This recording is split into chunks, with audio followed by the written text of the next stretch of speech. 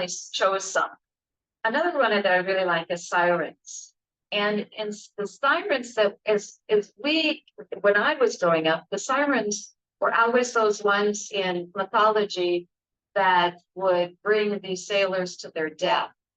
And that's my understanding from what I'm told is that is not that's not the story of the sirens. The story of the sirens is very different. Sirens were handmaidens to Persephone. And when she went down into the earth, when she was stolen and kidnapped and brought down into the earth, the sirens, because they were so close to her, wanted to help find her. So song was their greatest gift to Persephone and their strongest connection with Persephone, that they asked that their song and their voice be elevated so that they could sing out and bring more call to her and bring more ability to bring more to the search to Persephone, that ability to find her. Now, with Persephone, it's an interesting story, and then their story does not end with Persephone. It goes on, and in many cultures, the tying of knots has been a tradition. Like the Scandinavian women would had belts with tied knots on it, and every knot represented a male family member who went out to sea. And the knots helped tie them to the land. And the women would also sing songs to the sirens, asking them for protection. So the sirens in some cultures, the sirens were the ones who would sing and bring them to safety. They would sing them away from dangers, sing them back home if they were lost, if there was a storm and they were lost, sing them back to a place of peace and calm. Now, an interesting part of their story is in the late 1600s, 1700s. I can't remember now exactly when, and I didn't write it down. In a village in one of the Scandinavian countries, there was a priest that came and said it seemed to him as if the women were not honoring the skill of the men in the village, so that they should no longer be the ones to wear the roped belts. And he actually forbade them from wearing the roped belts. And he said the men should wear the belts and that, tie themselves, because they're the ones that are going to come back to the land and everything. And when this happened, they actually, and it is written, it is recorded, they had more shipwrecks and more men lost at sea. And the sirens, because the women were, I'm not sure, it doesn't quite explain why the women didn't sing as much to the sirens, but they stopped singing as much to the sirens. Perhaps it had to again go back to let the sirens work with the men, and they were not honoring their men. The sirens stopped bringing them back home because there was not that connection to the land. There was not that tie to the land. And at the priest at the end of his life said he thinks he made a grievous mistake. I would tend to agree with that. Yeah. So I would like to go back, because I forgot to mention this, but I would like to go back to the trolls and tell you a little bit more. We have this story, Three Billy Goats Gruff. And the way I understand the story of Three Billy Goats Gruff is there was sacred grasslands, and the grasslands were being overworked. So they asked a troll to guard the bridge and not let anyone in unless they really needed to. So these three brother goats came and they wanted to cross. And he said no. The littlest, so they left, and the littlest one they made their plan. The little one came and said, I'm hungry. So he said, okay, go eat something, because he was a very compassionate troll. They're not mean and awful. Compassionate troll. He let them eat, and he said to come back, but the little goat didn't. The plan. Then the middle goat comes and says, my little brother's over there. I need to go get him. So he says, yes, go get him. And he stayed. So then the oldest brother said, well, I need to go get my brothers. And instead of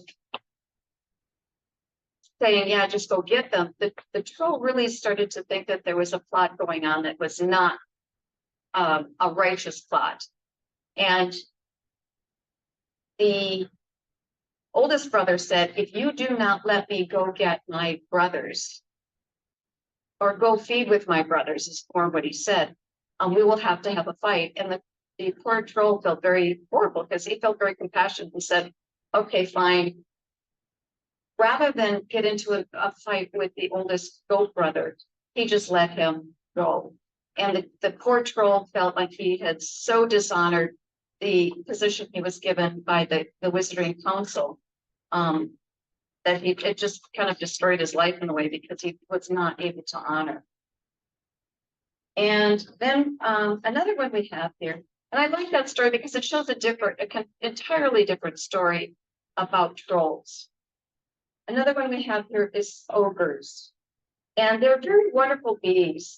They're not large, ugly creatures of war. Rather, they're really very shy, and they're very good at working with their hands. They are inventors. They have ogres. Okay. An ogre is an inventor. If an ogre works with you, you're probably an inventor who works very well with your hands. And they symbolize a willingness to be open, to share, and a willingness to solve all problems.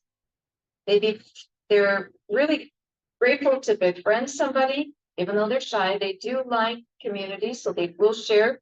And they're a very quiet, good friend if they are in your realm. And they're very good problem solvers, so they're great ones.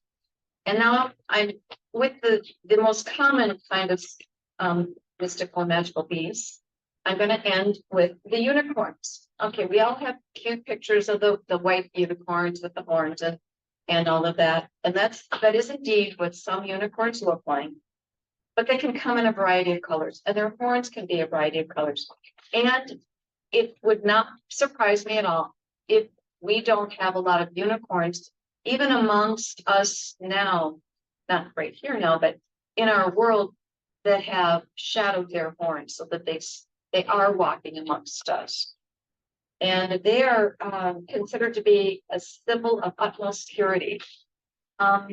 They are trying to increase the unicorn population to work among us, because we've lost purity in our earth, and they want to help reinstate that or strengthen it.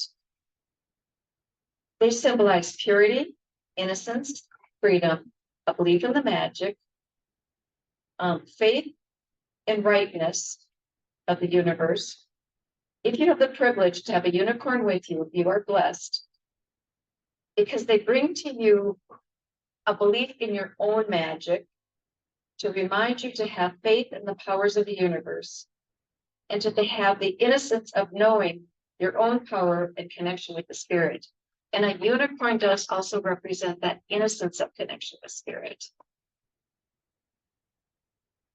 Now for my part of mine, which I find most fascinating, is the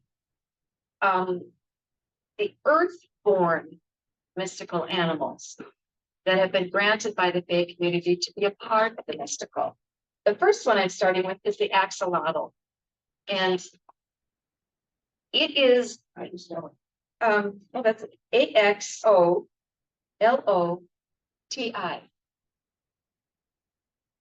They are the most researched animal and least understood animal.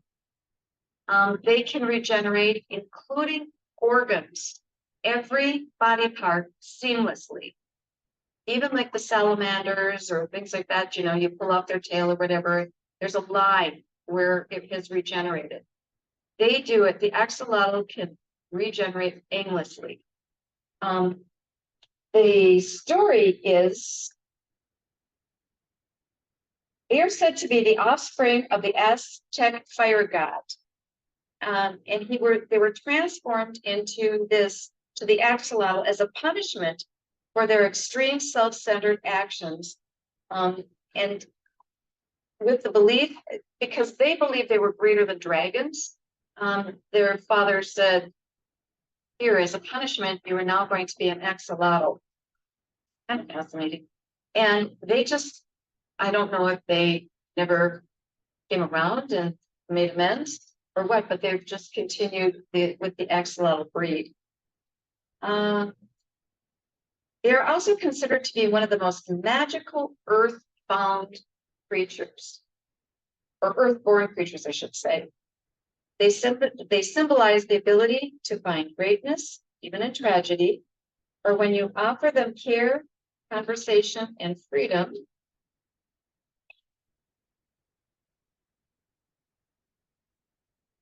They willingly share their magic. They very willingly share their magic. So if you are working, if an axolotl is working with you, just know that there's things in your life that you can regenerate or generate with ease and allow magic to flow with you. That means you've got a lot of magic in you.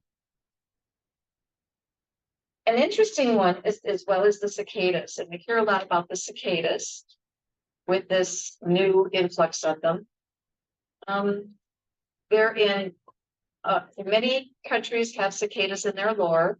They're different than the locust. Cicadas are a symbol of immortality. These insects symbolize the ability to share their skills and their willingness to be in their realm, to have longevity, wealth, foretelling, and the bringers of good news. Unlike the locust, who brought the bad news, the cicadas bring good news. Octopi is the next one I have. It is said that Octalia, the queen of the octopus, helped a fairy maiden who was cursed by an incompetent wizarding student to live a life in the sea. And he turned her into what he thought would be the most ugly creature that walked on the earth or lived in the waters. And he thought he was turning her into a manatee. And that's where the two get confused. They're not the same. And it was never a complete transformation because he was a failing wizarding student.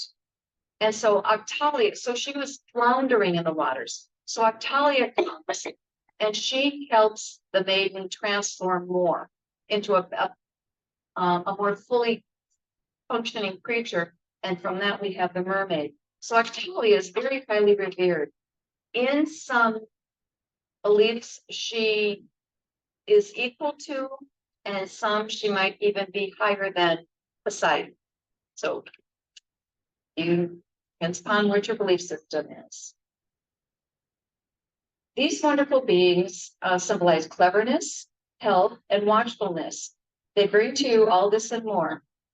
They will show how to protect, solve problems, and how to multitask.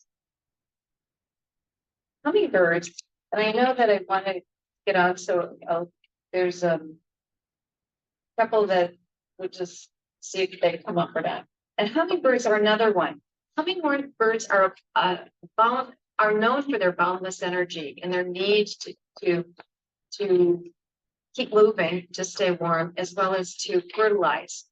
And they are one of the creatures that fairies and the Fae community use for transportation because they travel long distances. They go from South America way up to Canada. Some of them go, that's their journey. They spend 6 months going, or whatever long, going one direction and 6 months going the other. So they can take the Fae on these very long journeys. And so they're considered a very blessed animal. These tiny flyers have great significance, and they bring to you the sign of hope, good luck, joy, and energy. Dragonflies are another. Dragonflies are one of the very few creatures that is considered to through its life, touch all of the four major elements. The eggs are laid in water and they're born in water. Then they come up on land, so they touch the earth. And the sun, which is fire, is required to dry their wings. They will die if they come up in a rainstorm. They will not live. They need the sun to dry their wings to move forward. And then because of and then they fly, so they also touch the air.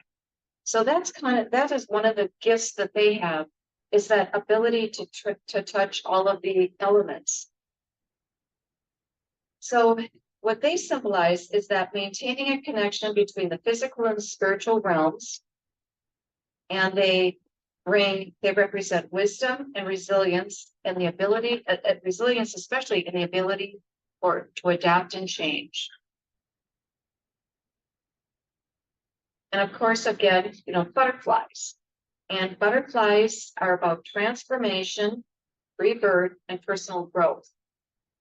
And one of the things that's very important if you have a butterfly in your realm is to remember they didn't become the butterfly. I mean, they weren't born the butterfly, they became the butterfly. They started out as a caterpillar. They started out touching the earth before they went in and touched the skies. And they had to go through this whole transformational stage within the cocoon in order to do it. So they're a reminder that sometimes transformation and change requires a person to sit back and be calm and quiet. It doesn't happen necessarily overnight. Usually it doesn't happen that fast. And sometimes it requires a lot of internal work represented by the cocoon before you transform and change. They do represent wisdom and the resilience to adapt to change and to change. And another one that I was just told about recently is the pink fairy armadillo. And they're considered a very mysterious little creature because they burrow into the earth, and it took one armadillo researcher about 13 years before he ever came across one, because they remain a lot of the time in the earth. What their story and why they became elevated to one of the mystical animals is that they were more of an ashen type color when they were, or in their origin. But this one little armadillo, burrowed deep within the earth, heard the movement and felt the vibration of feet coming. And he knew that there was some fae children playing in some field above him.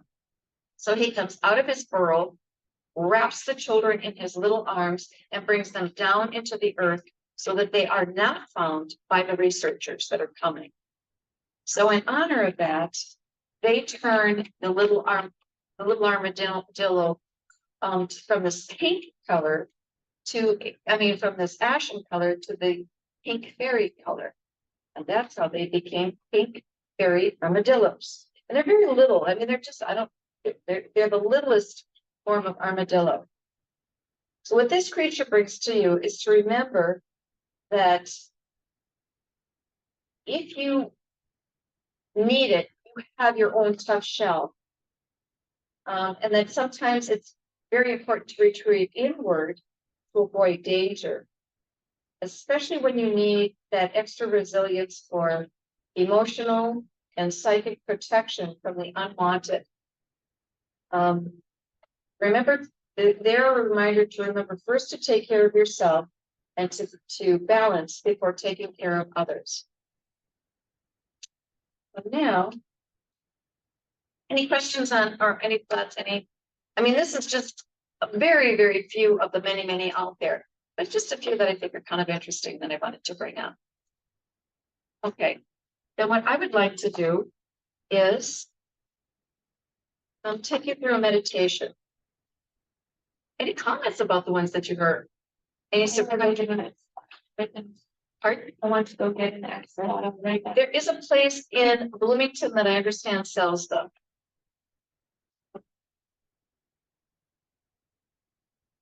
I have this handout that I'm giving. That's okay. And I will take you through a meditation. So if you want to go to the place where you're quiet, take a few breaths. And yeah, you're gonna get a pep. Um, and you might want to take notes and I will try to go through the highlighted points on this, but so you don't have to worry about filling this in unless you want to come out of the meditation because something strikes you and you want to write it down, or however. So stop, take a breath. As you breathe in the essence of the earth and bring that energy up to maybe your heart area and bring in, breathe out, breathe in the energy from the heavens. And combine them at your heart area.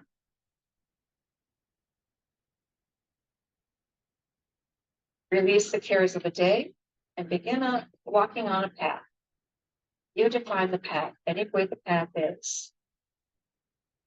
Just start walking along your path. Pretty soon you come to a gate.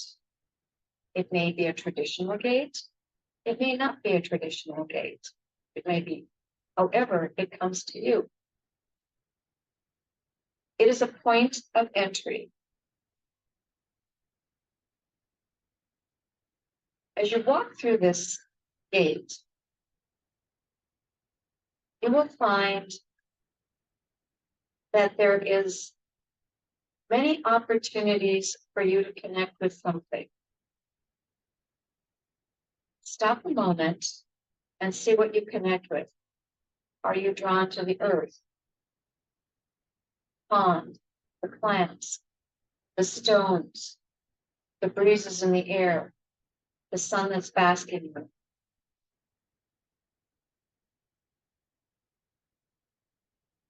If there's anything you connect with, go with that.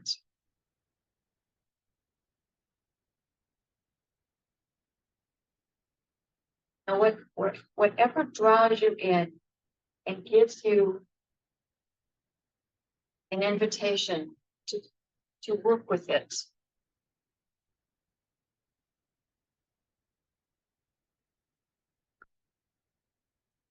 See where it takes you. If it's the wind, does it take you, or breezes, does it take you in flight somewhere? If it's the earth, is there a path? If it's the water, so it's surface. What is the feel? How deep do you care to go? Can you breathe? And is it the sun? Do you even touch it? Will it allow you to? What will it do? And maybe it's not the sun, but maybe there's a fire, different kind of fire, a campfire, a coals, maybe burning coals. Be with that element for as long as you choose, or if and until a mystical and magical animal comes and visits you.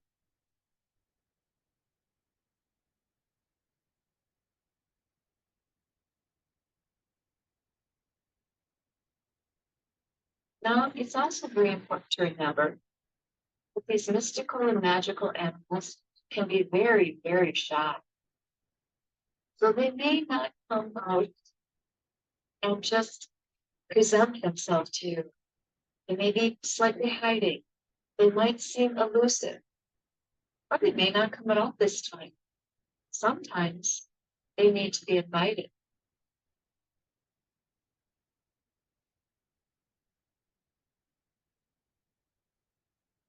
But if one comes to you now, what kind of animal is it? Does it look like the ones we consider the traditional magical animals? Does it look like one of these ones that we now know are earthborn but magical? Or is it a magical, mystical, earthborn animal that I have not mentioned?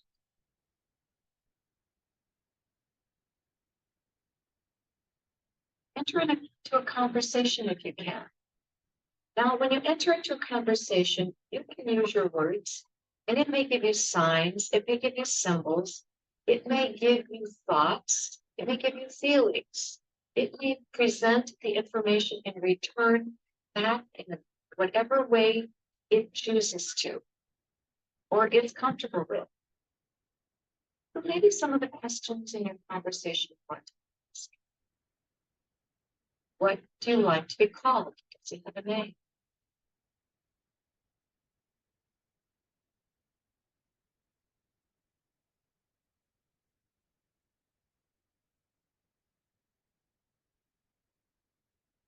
What are your qualities? And even if you can't see it, you may hear or understand answers without ever seeing the animal. What are your qualities? What are your strengths?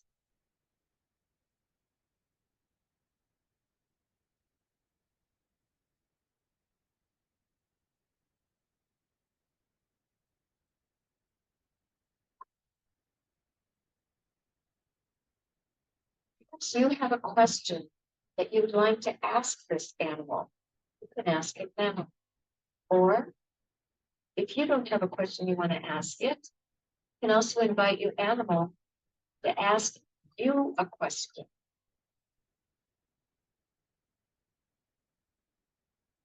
So it's going to go both ways.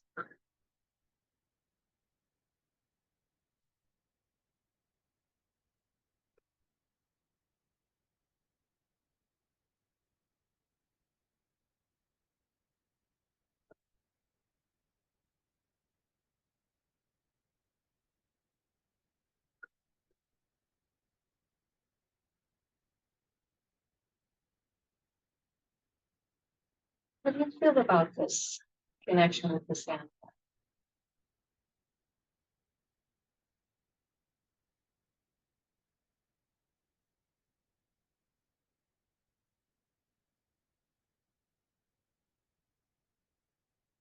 Ask this animal, why is this animal here with you now?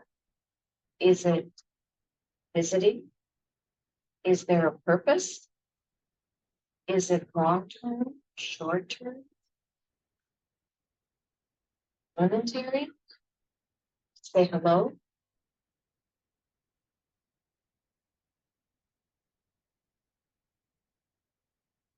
Even if it's just to say hello, it wants to offer something to you because that's very important to them. What is it offering you? What other information does it add?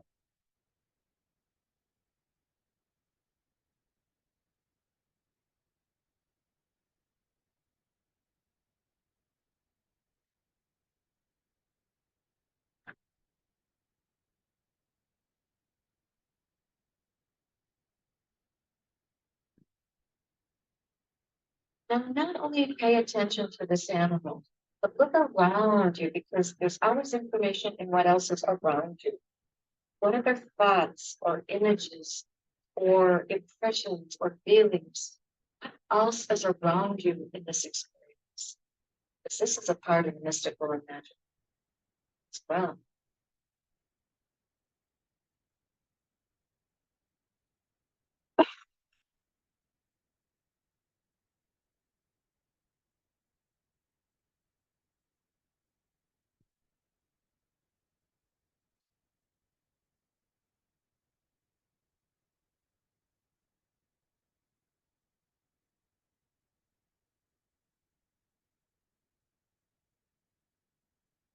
Now is a time, a good time, to tell your animal, thank you for coming, thank you for sharing.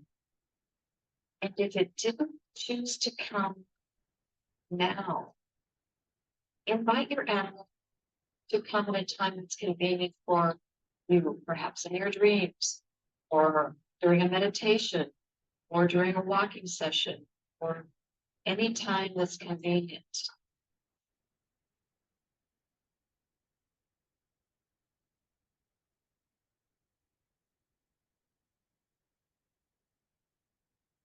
And thank this animal for all that it's shared with you.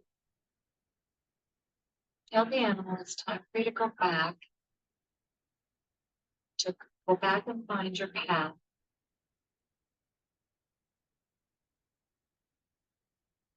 Go back and walk through the gates. Again, find that path to the here and now.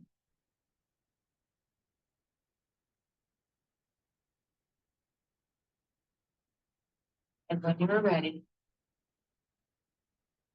back to this room.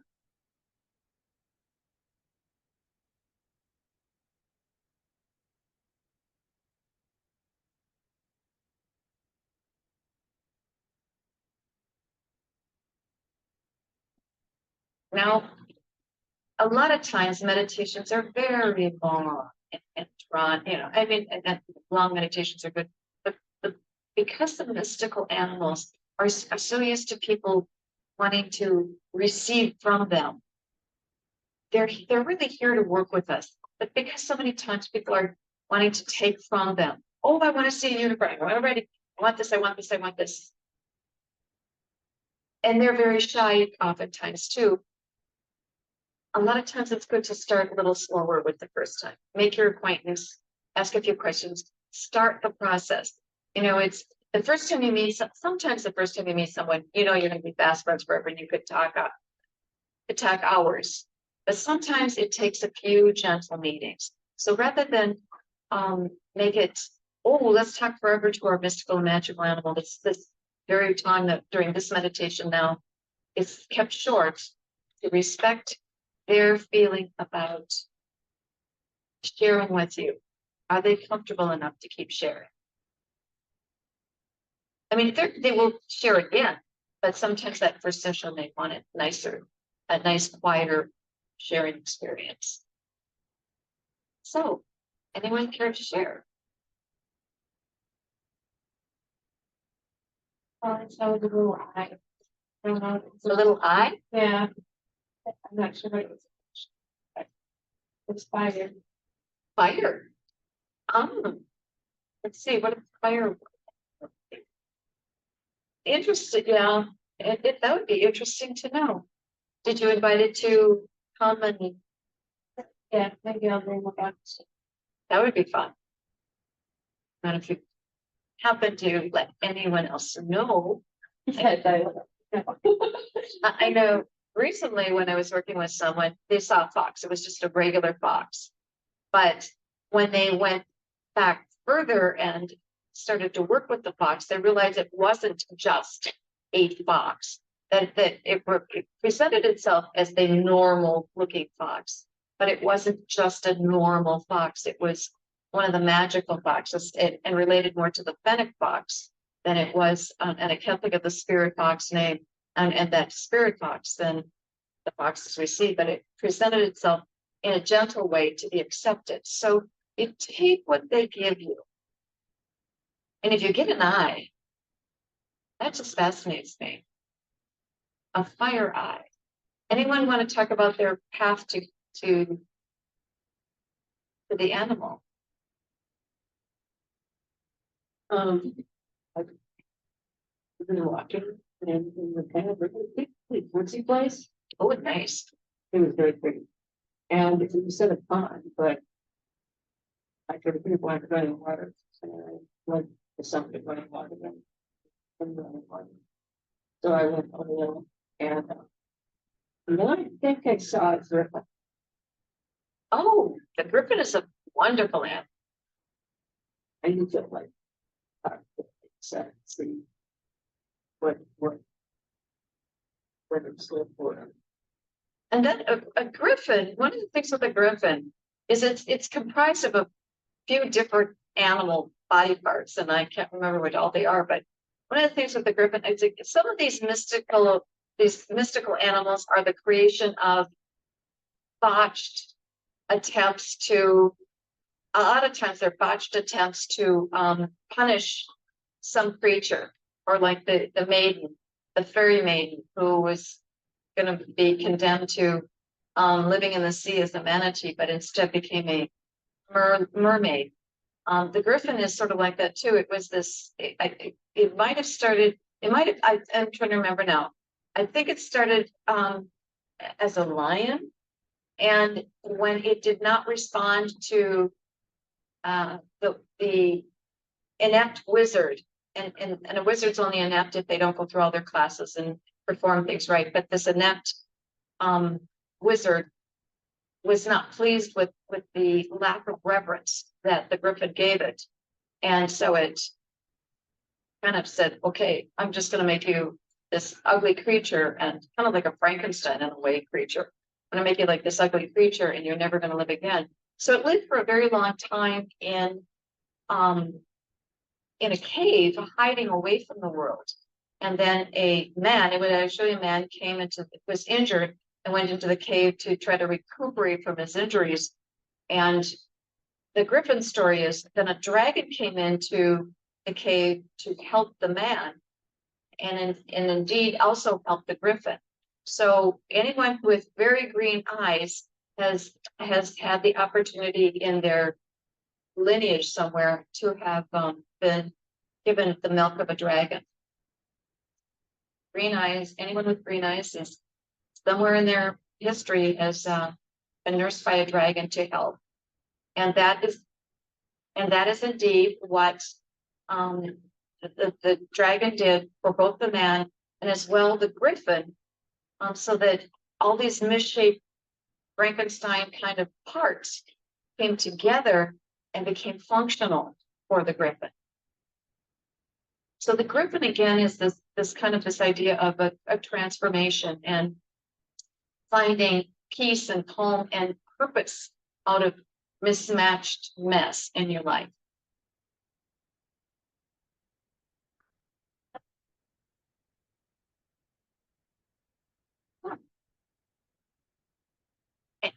Who do you work with? Who do I work with? You know, they just kind of come and go. I don't know that I have. Yeah, I don't think there's just one that's ever stayed for long, or they just haven't presented. Like the same ones might come and go, but there's I work with so much with the faith, they come, come and go and stay and leave and. But if I were gonna pick one, I just think I agree with you. The axolotl is so fascinating to me. Either that or the spirit fox. That's another one. And the fox represents monogamy. It represents family. It represents that idea that four is very important.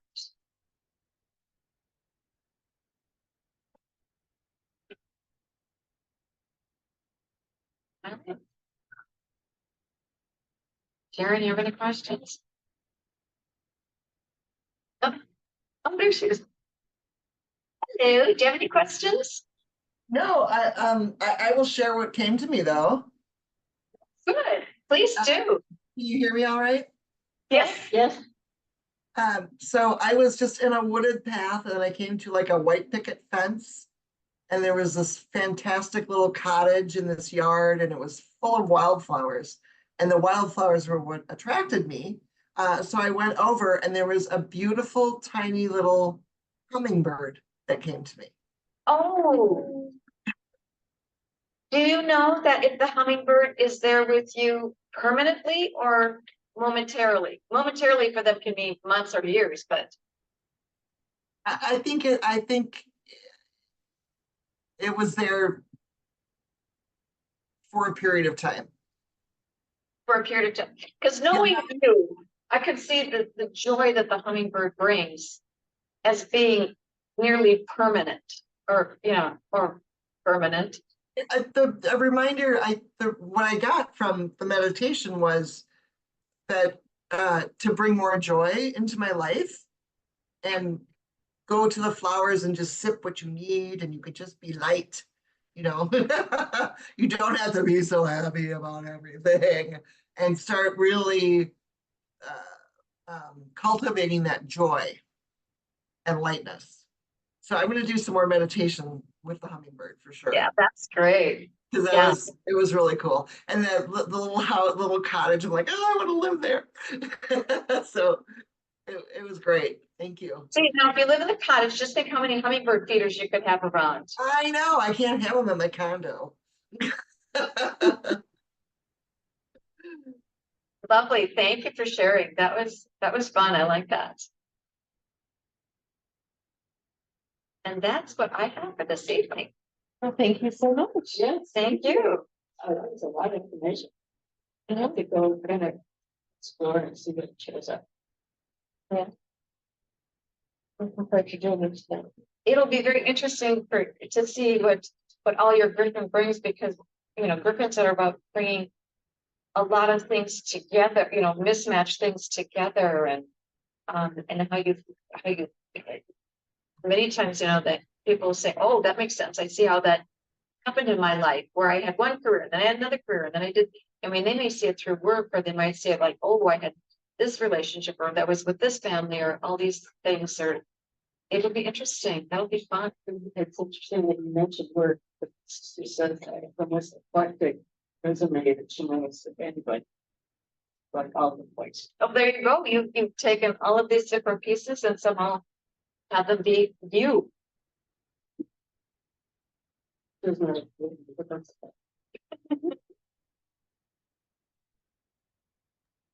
All right. Thank you. Thank you. Thanks, Michelle. Thank you. We'll talk soon. Talk soon. Bye. See you, Sharon.